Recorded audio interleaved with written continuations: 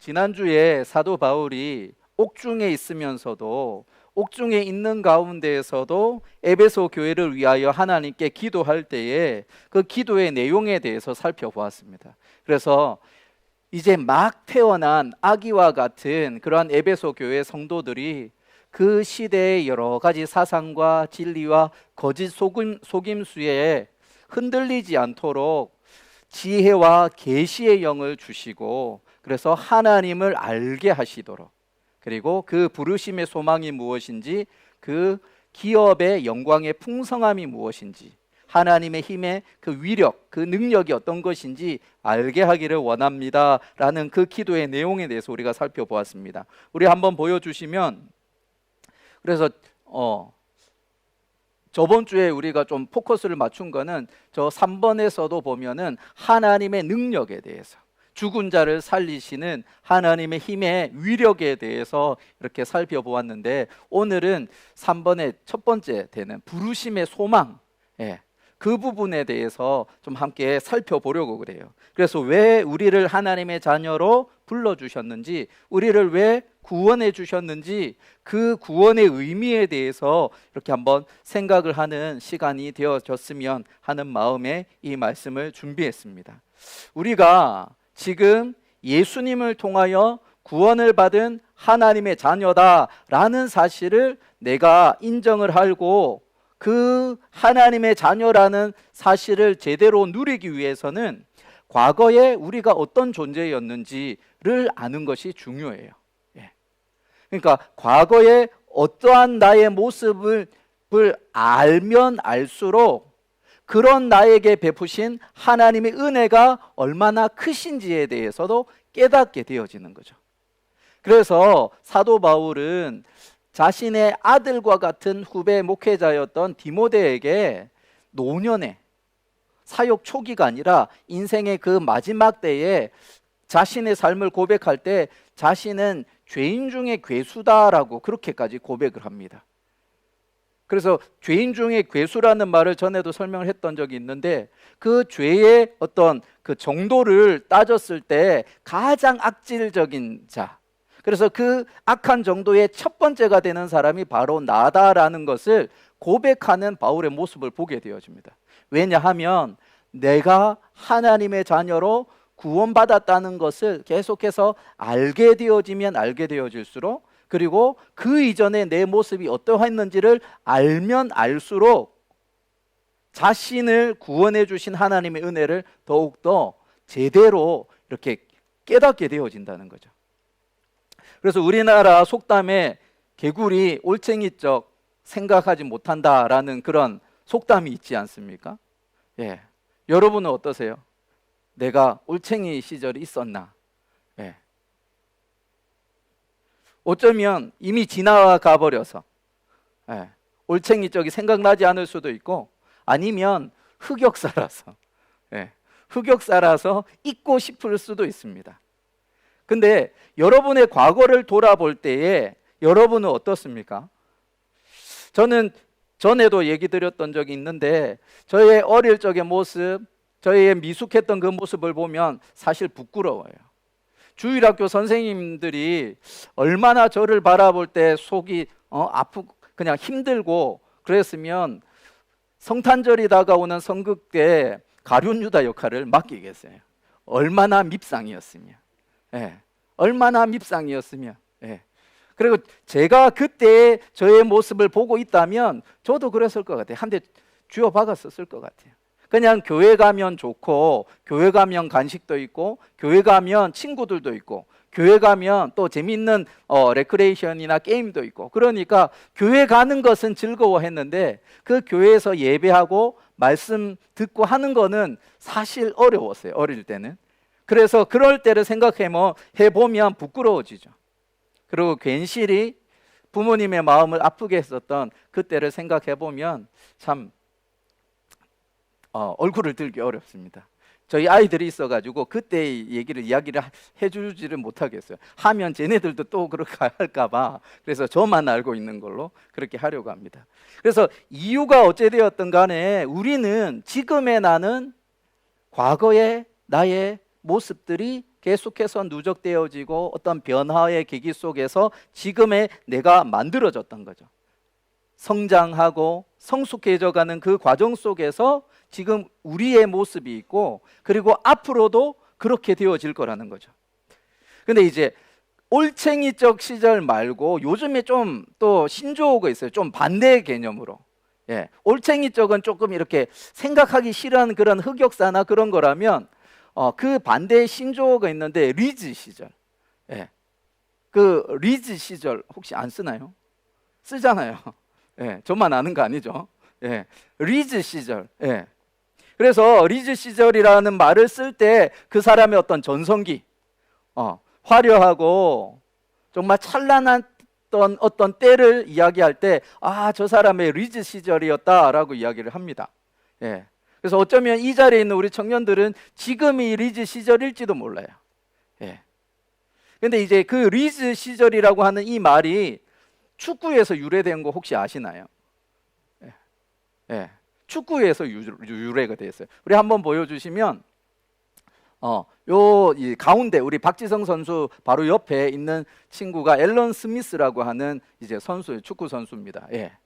그래서 지금은 이제 맨유로 이렇게 이적했을 때인데, 이 맨유로 이적하기 전에 있었던 축구 구단이 어디냐면 리즈 유나이티드예요. 그래서 리즈 유나이티드 그 축구 구단에서 날렸던 거예요. 정말 대단한 손흥민 정도까지는 아닌데 어쨌든 좀 중요한 경기에서 좀 골도 넣고 그렇게 게임에 기여를 했던 일들이 많아가지고 이제 맨유에서 이렇게 스카웃을 한 거죠. 사람들은 기대하잖아요. 리즈 시절에 이 앨런 스미스가 했던 그런 폼을 보여줬으면 좋겠고, 어떤 이런 경기력을 보여주면 좋겠는데, 웬걸 이 메뉴에 가보니까 지금 그림에도 보듯이 박지성 선수도 있었죠. 지금 앞에 흐릿하게 보이는 사람이 이제 웨인 루니라는 축구 선수입니다. 그 다음에 호날두도 있고, 그러니까 쟁쟁한 축구 선수가 한창 가득했던 때가 언제냐면 앨런 스미스가 맨유로 이적했던 그때가 되는 거예요. 그래서 리즈 유나이티드에 있을 때는 자신의 모든 것을 이렇게 뿜어낼 수 있는 그런 여건이 되어졌는데, 맨유로 가보니까 그 쟁쟁한 경쟁자들 앞에서 자신의 그런 기량을 드러내지 못하는 거예요.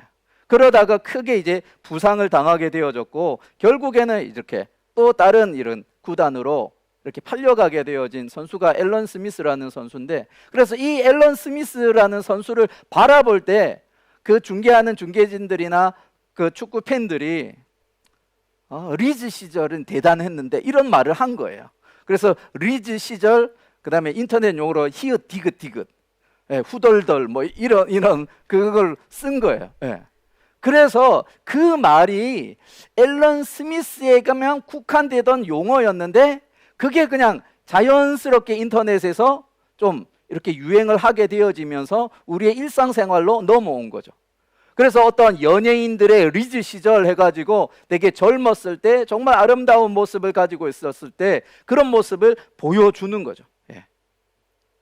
그래서 우리가 지난날의 나의 모습을 볼 때 어떤 사람들은 올챙이적 시절이라서 흑역사라서 잊고 싶기도 하고, 또 어떤 사람에게 있어서는 리즈 시절처럼 화려한 찬란했던 때라서 정말 그때를 생각하고 그때를 자랑스럽게 여기기도 하게 될 텐데, 예수를 만난 우리에게 있어서 그 과거는 리즈 시절이 아니라는 거예요. 흑역사고 오히려 어쩌면 부끄러운 과거였다는 것을 성경은 이야기를 하고 있다는 겁니다. 우리 에베소서 2장 2절에서 3절의 말씀을 우리 한번 같이 읽어볼까요? 시작.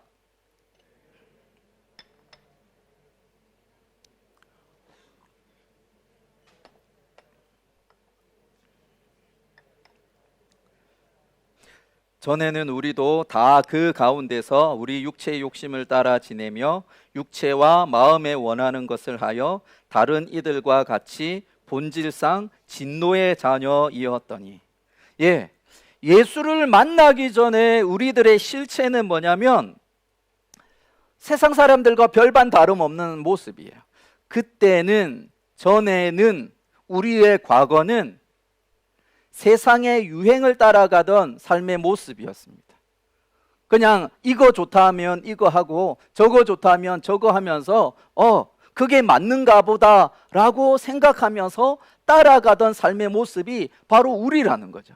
그래서 세상의 유행, 세상의 풍조라고 하는 것을 따라서 살아가던 우리들의 모습인데, 그 실체는 뭐냐면 공중 권세를 잡은 자, 바로 악한 사탄의 그 괴계 속에서 세상은 흘러가고 있었고, 그 세상의 흐름 속에서 우리도 여전히 따라가던 인생이 바로 우리였다는 거죠.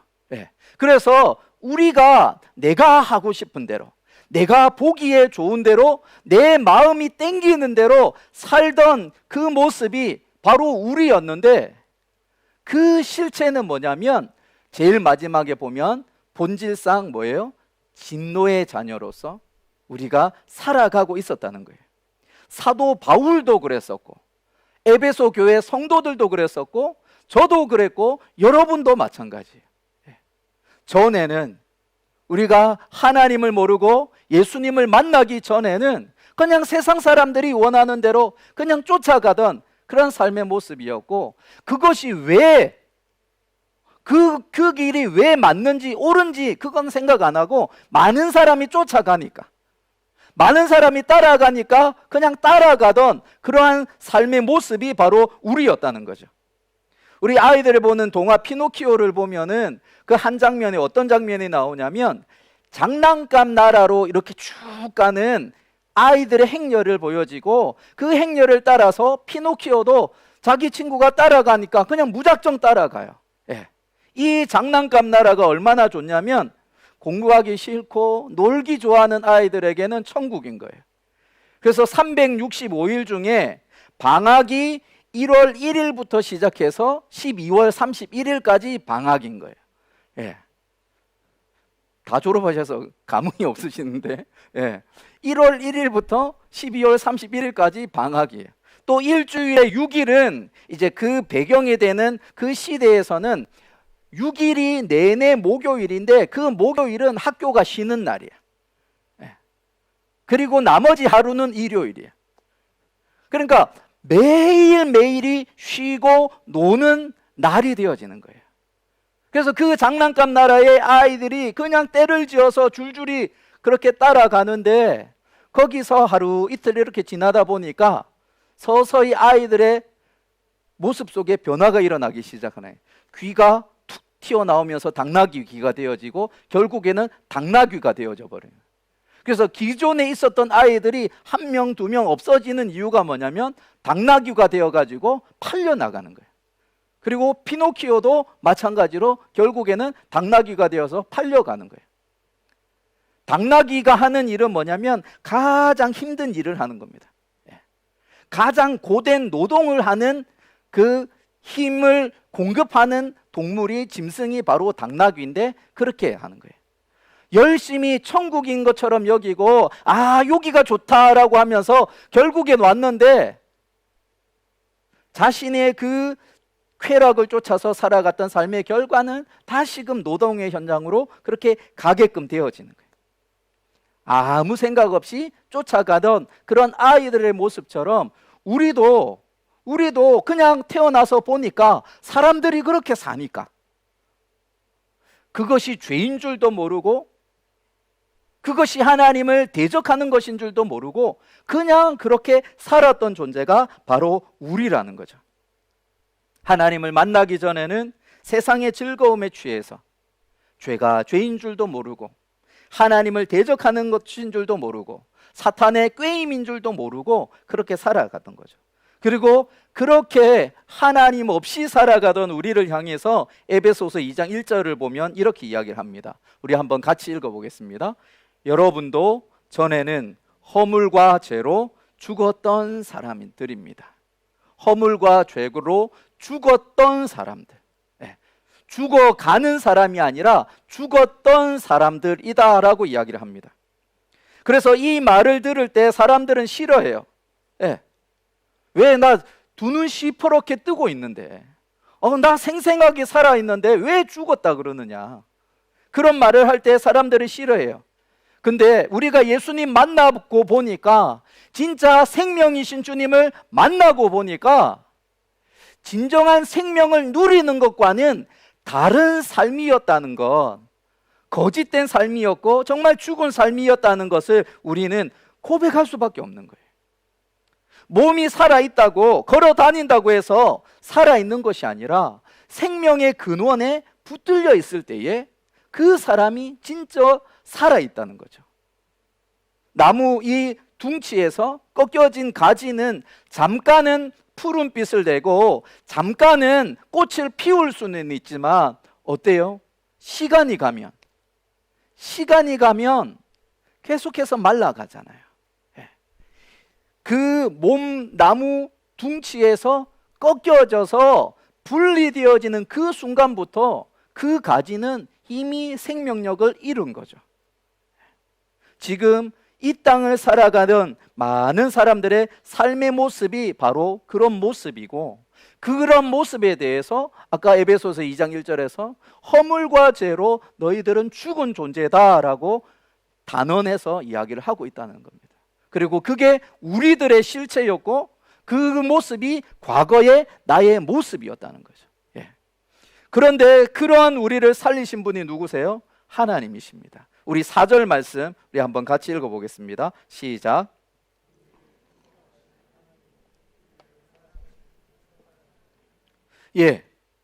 하나님은 우리를 살리셨는데, 우리를 구원하셨는데 하나님의 그 크신 사랑으로, 풍성하신 긍휼하심으로 우리를 살리셨어요.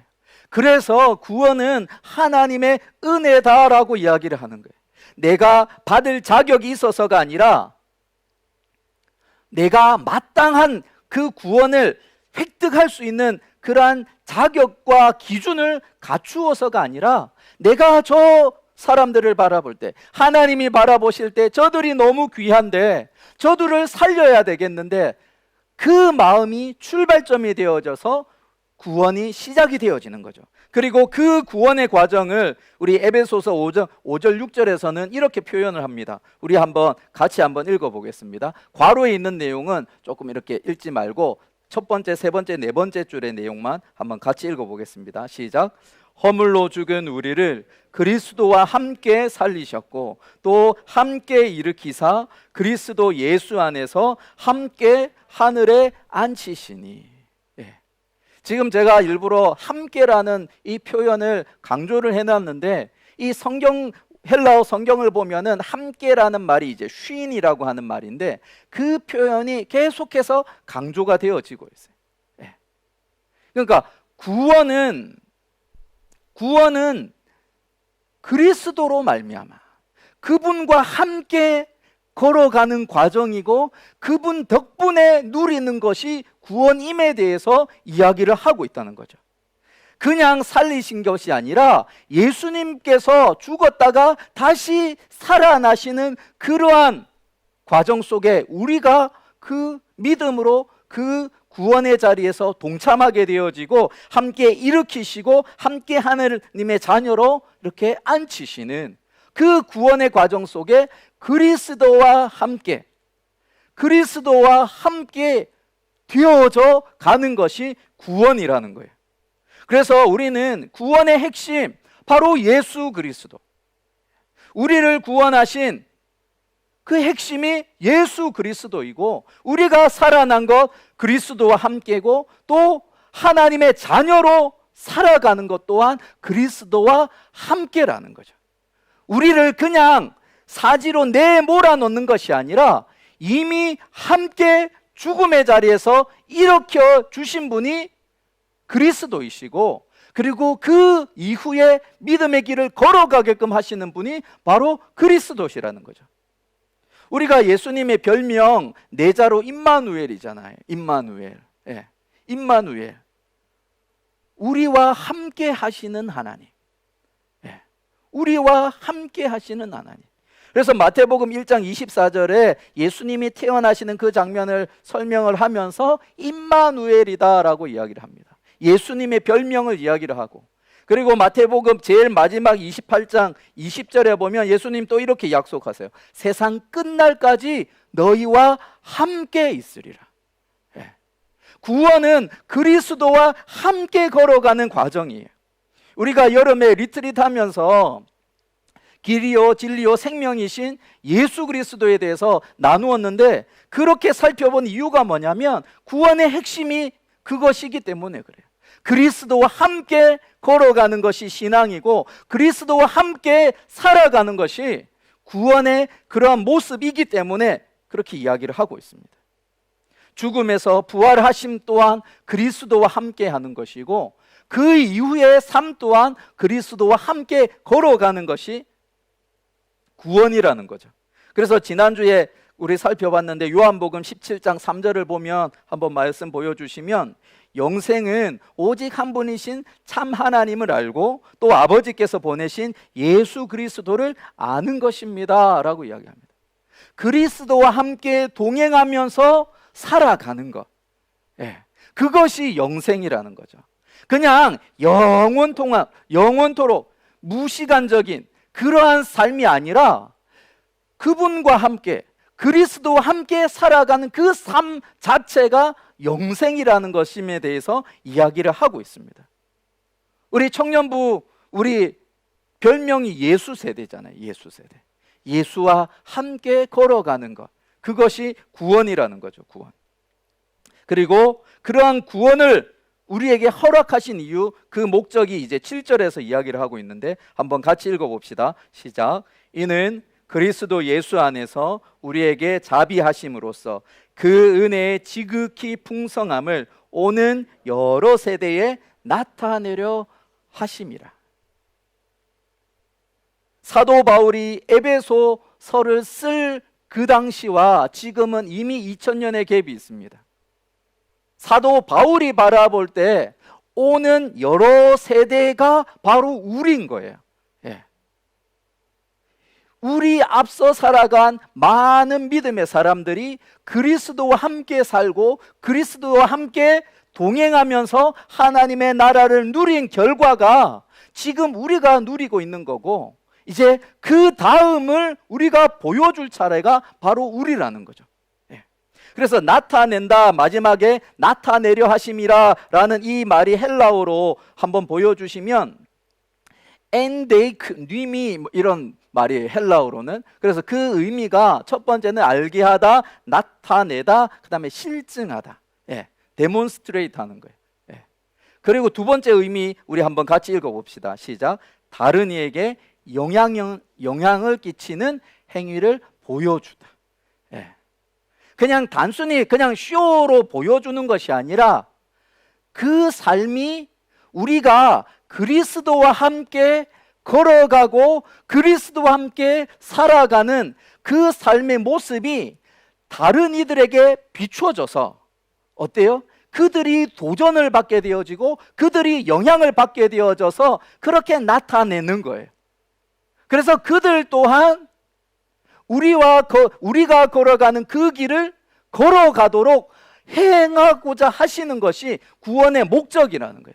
우리를 구원하신 것은 1차적으로는 우리를 죄에서, 죽음의 저주에서 건져내시는 것이 1차적인 목적이지만, 거기서 끝나는 것이 아니라 야 살았네 라고 해서 끝나는 것이 아니라 그리스도와 함께 그 삶을 살아감으로 하나님 나라를 누리는 인생을 통해서 오는 여러 세대에 우리들의 그 삶을 통해서 그리스도와 함께 살아가는 삶이 어떤 것인구나를 보여주고 실증하고 나타내어서 그들 또한 영향을 받아서 우리의 믿음의 길을 따라오도록 하는 것이 하나님의 목적이라는 거예요. 그런 목적을 우리가 생각해 보면 우리는 책임감을 가져야 됩니다. 어쩌면 우리가 이 자리에서는 우리가 모두가 같은 그리스도인으로 있지만 여러분의 삶의 자리에 한번 가보세요. 어쩌면 동료 중에 크리스찬들이 있을 수 있어요. 그렇지만 내가 있는 그 자리에서 어쩌면 여러분들은 한 사람의 하나님 나라의 대사로서 그 자리에 있는 거예요. 하나님과 함께, 그리스도와 함께 살아가는 삶이 어떤 것인지를 보여주는 샘플로서 여러분의 삶의 자리에 있는 거예요. 그렇다면 그러한 사실을 우리가 안다면 우리의 말, 우리의 행동 정말 조심스러워지는 거죠. 정말 조심스러워지는 거예요. 우리 교회 표어가 그거잖아요. 하나님 나라를 누리고 나누는 사람. 하나님 나라를 누리는 우리가 진정으로 하나님 나라를 보여주지 못한다면 우리가 그것을 나누는 것은 어려워요. 오늘 우리 오전에 결혼식이 있었습니다. 우리 민우 경제하고 지혜자매 결혼식 했는데 결혼 제도 또한 그거잖아요. 하나님 나라 모델하우스로 이 땅에서 보여주시고자 하는 것이 결혼 제도잖아요. 근데 그 결혼이 행복이 넘쳐나는 자리가 되어져야 되는데 그것이 아니라 아픔이 있고 눈물만 가득한 자리라면 누가 그 결혼을 바라보면서 하나님을 바라보게 될 것이고 하나님 나라를 볼 수 있을까요? 불가능한 거죠. 그러니까 결혼은 두 사람의 일이기도 하지만 하나님께서 우리에게 맡기신 사명의 길이기도 해요. 그래서 더 조심스럽고 우리가 더 진중하게 그 길을 걸어가야 될 그런 책임이 있다는 겁니다. 우리 지난주에도 제가 잠깐 소개를 했었는데 우리 제럴드 시처 교수의 회복력 있는 신앙이라는 책이 있습니다. 회복력 있는 신앙이라는 이 책이 있는데 이 책을 이제 읽게 된 계기는 뭐냐면 이 책의 소개의 글이 그런 거였어요. 세상 속에서 그리스도인으로서의 삶을 보여주는 초대 교회의 그 성도들의 모습을 이렇게 그리고 있는 책이라는 거예요. 로마 제국 속에서 로마 제국의 타협해서 이렇게 융화되어지지도 않고 그렇다고 유대교처럼 자신들만의 공동체를 만들어서 고립되어지지도 않고 그리스도인이라는 정체성을 가지고 있으면서도 그 제국 속에서 살아가면서도 제국과는 구별되어지는 그러한 제3의 길을 걸어가는 초대교회 성도들의 삶의 모습을 이렇게 기록한 책이 이 책인데 이 책 중에서 어떤 한 부분은 좀 이렇게 나누고 싶은데 그게 뭐냐면 코로나 시대를 살아가는 우리에게 이 책의 내용 중에 어떤 게 있냐면 전염병이 돈 거예요. 로마에 전염병이 돌았습니다. 초대교회 때니까 뭐 지금과는 비교할 수 없는 의료 수준이잖아요. 병의 근원도 모르고 치료의 방법도 모르고 그냥 코로나처럼 열은 나고 그러다가 갑자기 픽픽 쓰러지고 그러면서 사망하는 일들이 계속 일어나기 시작하는 거예요. 한두 명만 그렇다면 가족들은 어떻게든 신경 쓰면서 간호하고 치료하려고 할 겁니다. 근데 전염병이에요. 로마 제국을 휩쓰는 전염병으로 수많이 죽어가는 그런 상황인 거예요. 그래서 처음에는 간호하고 치료하려고 하는 그런 일들이 일어나지만 그것이 계속해서 누적되니까 어때요? 그 병으로 죽은 사람들을 장례조차 치르지 않고 그냥 내다 버리는 거예요.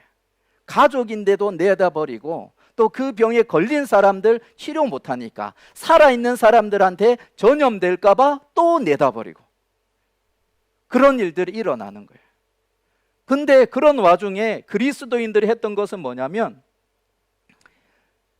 이 로마라고 하는 거대 도시가 마치 살아있는 그런 공동묘지처럼 바뀌어지고 장례식장처럼 바뀌어진 그 상황 속에서 이 크리스찬들이 했던 일은 뭐냐면 장례를 치르기 시작합니다. 죽은 자들을 이렇게 고이 장례를 치르기 시작하고 병든 자, 내버려진 병든 자, 방치된 자들을 찾아가서 간호하기 시작하는 거예요. 전염병이잖아요. 그리스도인이라고 하나님께서 막아주시겠지 그런 맹목적인 믿음이 아니라 죽은 자도 살리시는 하나님의 능력을 알기 때문에 그리고 죽었던 우리를 살리기 위하여 그렇게 사랑하셨던 그 하나님의 섬김과 헌신을 알기 때문에 그들이 섬기기 시작합니다. 병든 자를 간호하고 치료하기 시작하고 또 죽은 자를 장례를 치르기 시작해요. 그래서 사람들이 볼 때는 저 사람들 뭐지 하는데 이 사람들이 한두 번 하는 것이 아니라 계속해서 그 일을 해가는 거예요. 그러다가 간호하다가 전염되어져서 죽어가는 그리스도인도 나오고 또 겨우 버텨서 이겨내는 사람도 나오고. 그런데 놀라운 것은 뭐냐면 이 간호하면서 죽어간 크리스찬들도 있었지만 또 내성이 생기고 항체가 생겨가지고 오히려 더 건강해진 사람들이 생기는 거예요. 그래서 아픈 자들을 더욱 적극적으로 돕기 시작했고 간호하기 시작했고 또 방치된 시체들이 그대로 있다면 그 병원균이 그대로 그 지역을 돌고 있을 거 아니에요. 근데 깨끗하게 장례를 치러주니까 어때요? 그 지역이 깨끗해지기 시작하는 거예요. 예. 병의 그 근원이 되는 병원체, 세균, 바이러스를 제거하는 일들을 무의식 중에 하고 있는 거예요. 예. 그러면서 이 초대교회 성도들이 하나님의 사랑을 실제적인 삶의 모습으로 그렇게 보여주고 나타낸 거예요. 희생이 없었던 것이 아니라 희생자들이 있었고 섬기는 일들 때문에 더 힘든 일들도 있었지만 그 일을 하는 것을 하나님께서 기뻐하시기 때문에 주님께서 그렇게 섬기셨던 것을 알고 있었기 때문에 초대교회 성도들은 그렇게 섬겼던 거죠. 로마 시민 모두가 죽음의 공포 속에서 벌벌 떨고 있었는데 로마 교회의 성도들은 그 사랑의 섬김을 계속해서 이어갔습니다. 그리고 그 섬김의 모습의 결과가 바로 실제적인 하나님 나라 백성의 삶이 어떤 것인지를 보여준 거예요. 구원을 받은 하나님의 백성들이 오는 여러 세대에 보여주는 하나님의 사랑이 어떤 것인지를 실제적으로 보여주었고 섬겼던 거예요. 그래서 이제 그 황제들 중에 배교자라고 하는 타이틀을 가지고 있는 율리아누스 황제가 있습니다.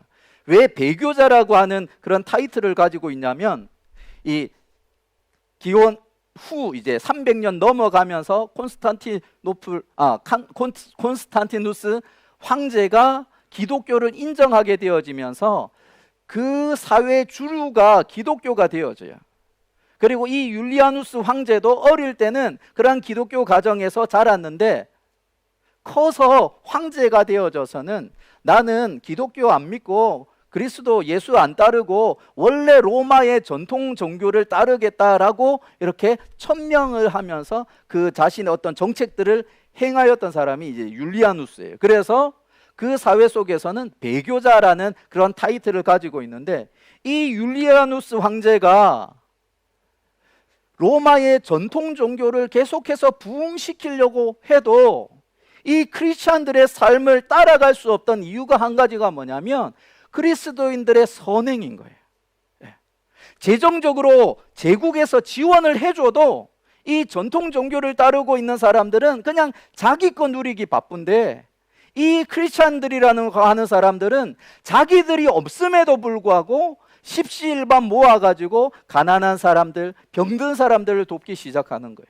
전염병 가운데서 그렇게 보여주었었던 그러한 모습처럼.